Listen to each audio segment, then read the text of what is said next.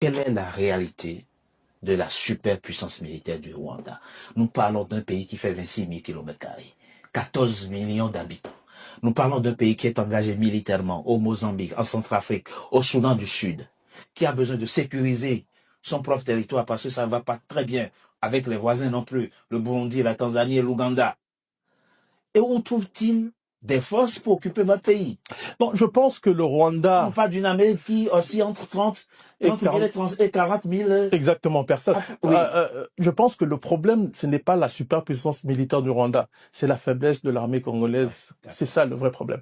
Il y a un problème structurel au niveau de la RDC. Si on règle ce problème, le Rwanda ne va pas s'aventurer au Congo. Je dois quand même rappeler une chose, vous avez dit, le Rwanda est des pays voisins, oui. Le Burundi.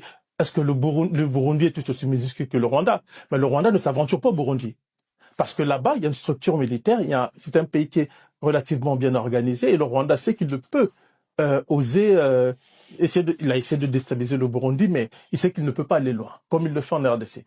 Du côté congolais, il y a un manque de sérieux. Quand vous avez des hauts gradés qui dilapident les dédiés publics, tout ce qui est destiné à l'armée. Quand vous avez une armée composée d'officiers affairistes, comment pouvez-vous faire la guerre? Quand les fonds destinés aux militaires sont détournés, que les personnes qui le font ne sont pas sanctionnées, comment voulez-vous motiver les militaires? Moi, pendant la chute de Goma, j'ai été en contact avec beaucoup d'officiers congolais, d'officiers supérieurs. Et ce que j'ai entendu de la plupart des officiers, c'est que cette guerre-là, ça profite aux gens qui sont au pouvoir. Ils ne vont pas se battre pour protéger le pouvoir. C'est comme ça que les gens interprètent la question. Donc le mal est beaucoup plus profond. Ce n'est pas seulement le Rwanda.